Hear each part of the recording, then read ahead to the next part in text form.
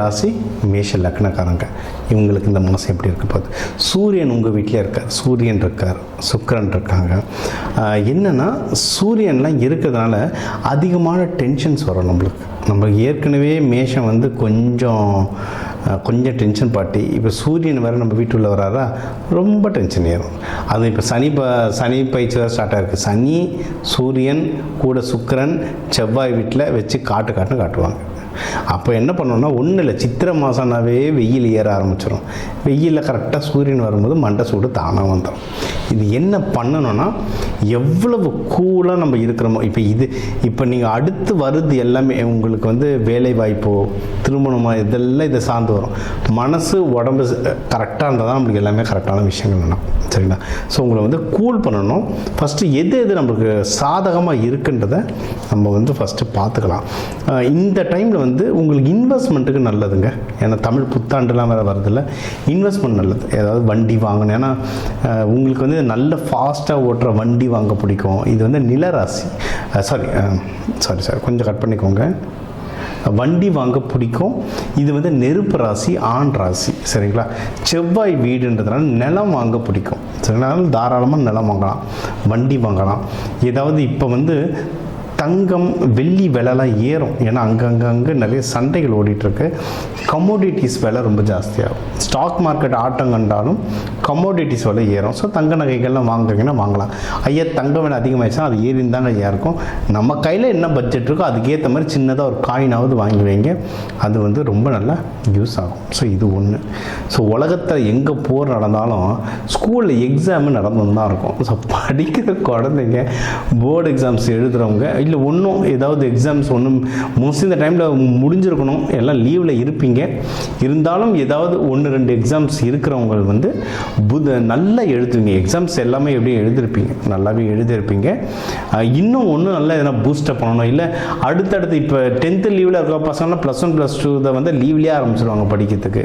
வெளிநாட்டுக்கு படிக்க போகிறவங்களாம் GRE GMATன்னு எக்கச்சக்கமாக ப்ராக்டிஸ் பண்ணுவீங்க. ஸோ இந்த மாதிரி படிக்கணும்னு ஆசைப்படுறவங்க வந்து இந்த புதன் நல்லா ஆக்டிவேட் பண்ணுங்கள். நீங்கள் நல்லா படிப்பு வரும். ஃபஸ்ட்டு நல்லா படிப்பு வரும் இந்த டைமில். புதனை நல்லா ஆக்டிவேட் பண்ணுங்க. புதன் கிரகத்தை எப்படி? பச்சை காய்கறிகள் நிறைய சாப்பிடுங்க. ஏலக்காய் டீலாம் குடிங்க. இதுவே ஒரு பரிகாரம் தான். நீங்கள் பரிகாரம் பசங்க நல்லா படிக்கிறதுக்கு பரிகாரம் எதுனா, ஹயக்ரீவர் போய் ஏலக்காய் மாலை போடுங்கன்னு சொல்லுவேன். ஹயக்ரீவர் நம்மக்குள்ளேயே இருக்கார், டீயில் ஏலக்காய் போட்டு குடிங்க. இது பின்னாடி லாஜிக் இருக்குது. நான் அது ஒரு பெரிய கிளாஸாக நடத்தும்போது அதில் தெளிவாக சொல்லுவேன். இப்போ இருக்கிற டைமில் நான் இது மட்டும் ஸ்ட்ரெயிட்டாக சொல்லிடுறேன். ஏலக்காய் இது பண்ணுங்கள். அதுக்கப்புறம் வந்து உங்களுக்கு வந்து இப்போதைக்கு கல்யாணம் நீங்கள் தேடணுன்னா கல்யாணம் அமையத்துக்கு சூப்பரான டைம். அதுவும் சித்திரை திருவிழான்றது மீனாட்சி சுந்தரேஸ்வரருக்கு கல்யாணமான புண்ணிய நாள். ஸோ அப்போது நமக்காவதா தேடினா கண்டிப்பாக திருமணம் அமையத்துக்கு ரொம்ப நல்லா வாய்ப்பு இருக்குது. இதில் நிறைய பேருக்கு இந்த காதல் நிறைய பேருக்கு அமையும். மேஷம் வந்து கோபக்காரங்களாக இருந்தாலும் ரொம்ப பாசக்காரங்க. அதனால் பாசத்துக்காக நிறைய பேர் லவ் பண்ணுவாங்க. அந்த மாதிரி லவ் இருந்ததுன்னா டக்குன்னு கல்யாணமாக மாற்றிருங்க. கல்யாணத்துக்கான அமைப்பு வந்து ரொம்ப சூப்பராக இருக்குது. ஆக்சுவலாக லவ் பண்ணுறவங்களுக்குள்ளே கொஞ்சம் வந்து ஈகோ ஓடும், டென்ஷன் ஓடும், சில பேர் அடிச்சுப்பீங்க, இதெல்லாம் இருக்கும், ஈகோஸ் இருக்கும். அது நீங்கள் மனசை கூல் டவுன் பண்ண அந்த ஈகோ கம்மியாகும். ஆனால் அதை திருமணமாக மாற்றணும்னா சூப்பரான டைம். இது ஒன்று. சரிங்களா? இன்னொன்று, நம்ம சொன்ன மாதிரி இந்த ஈகோவில் வந்து தப்பிக்கிறோன்னா உடம்பை கூலாக வச்சுக்கோங்க. உடம்பு கூலாக இருக்கணும். அதாவது முடிஞ்ச அளவுக்கு நீர் காய்கறி எடுங்க.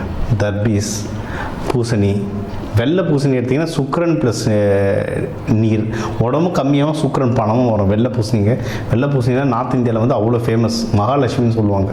சரிங்களா? வெள்ளை பூசணி எடுங்க. நீர் காய்கறிகளாக நீங்கள் எடுக்க உடம்பு நல்லா கூல் டவுன் ஆகும். இது ஒன்று. அடுத்து வந்து யாராவது இப்போ உங்களுக்கு நிறைய இப்போ கல்யாணம் இந்த இதுக்கெல்லாம் செலவுக்கு காசு வேணும், இல்லை இந்த கல்யாணம்லாம் எடுத்து நடத்துறதுக்கு உங்களுக்கு சப்போர்ட் வேணும்னா அதுவும் தாராளமாக கிடைக்கும். உங்களுக்கு வந்து ஜாஸ்தியாக கிடைக்கும். நல்ல விஷயம் என்னென்னா, யாருன்னா தொழில் பண்ணுறீங்கன்னா தொழில் விரிவடையும். தொழில் சூப்பராக விரிவடையும், ப்ராஃபிட் வரும். ஏன்னா இப்போ இன்றைக்கி பிஸ்னஸ் பண்ணுறது பெருசு இல்லை, காசு வருது. எனக்கு தெரிஞ்சவங்க ஒருத்தங்க அதை சொன்னாங்க, நான் வந்து மாதம் 80 லட்சம் டர்ன் ஓவர் பண்ணுறேன்னாங்க. சரிங்க, ப்ராஃபிட் எவ்வளோன்னு பார்த்தாட்டு திருன்னு முடித்தாங்க. ப்ராஃபிட் தான் ரொம்ப கம்மி. சரிங்களா? அதனால் டர்ன் ஓவர் பண்ணுறதுலாம் இருக்கட்டும், ப்ராஃபிட் கையில் நிற்கணும், அதுதான் முக்கியம். நம்ம பாக்கெட்டுக்கு எவ்வளோ காசு வருது, நம்ம முன்னாடி எவ்வளோ காசு இருக்குன்றது வேறு விஷயம், பாக்கெட்டுக்கு எவ்வளோ காசு வருதுன்றது முக்கியம். அந்த ப்ராஃபிட்டும் உங்களுக்கு வந்து நல்லா வரும். யார் ஜாகிரதையாக இருக்கணும்னா வேலைக்கு போகிறவங்க ஜாகிரதையாக இருக்கணும். வேலைக்கு போகிற இடத்துல தான் தேவையில்லாத குழப்பங்கள், தேவையில்லாத பிரச்சனைகள் வரும். அகெயின் நீங்கள் கூலாக இருந்தால் அதில் தப்பிச்சுக்கலாம். ஸோ நீங்கள் வந்து ஆஃபீஸ் போகிறவங்க பாலிடிக்ஸ் வந்து தள்ளி இருக்கிறது ரொம்பவே நல்லதுங்க. நம்ம வந்து இந்த பயிற்சியை சொன்ன தன ஆகர்ஷண பயிற்சி சொல்லுவோம். உங்களுடைய பஞ்சபூதத்தை ஆக்டிவேட் பண்ணணும். நெருப்பு பஞ்சபூதத்தை வச்சு நீங்கள் நிறைய போகிற இடத்துலலாம் வின் பண்ணலாங்க. அதாவது நீங்கள் நிறைய மேஷராசி பார்த்தீங்கன்னா இந்த சித்திரை வெயிலில் கூட டீ சாப்பிடுவாங்க, டீ கடையில் நிற்கணும் டீ சாப்பிடுவாங்க.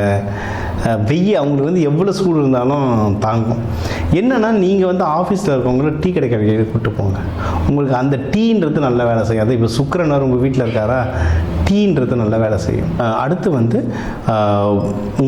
உங்களுடைய ஹெல்த் பத்திரமா பார்த்துக்கலாம். முடிஞ்ச அளவுக்கு புல் தரையில் வாக்கிங் போங்க. ஏன்னா நிறைய உடம்பு பயங்கரமாக சூடு ஏறி இருக்கும், சரியான பித்தம் கபம் பயங்கரமாக ஏறி இருக்கும். முடிஞ்ச அளவுக்கு கண்டிப்பாக எண்ணெய் தேய்ச்சி குளிங்க, கண்டிப்பாக எண்ணெய் தேய்ச்சி குளிங்க, கண்டிப்பாக நீர் ஆகாரங்கள் நிறைய எடுத்துக்கோங்க, கண்டிப்பாக புல் தரையில் வாக்கிங் போங்க.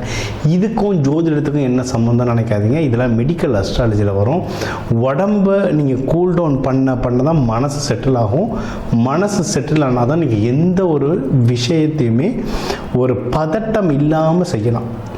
ஏன்னா இப்போ வந்து உங்களுக்கு வந்து உள்ள சனி பகவான் தாக்கம் வந்துருச்சு, 7 சனி விரைய சனி ஆரம்பிச்சிருச்சு, கூட சூரியன் வந்துருச்சு.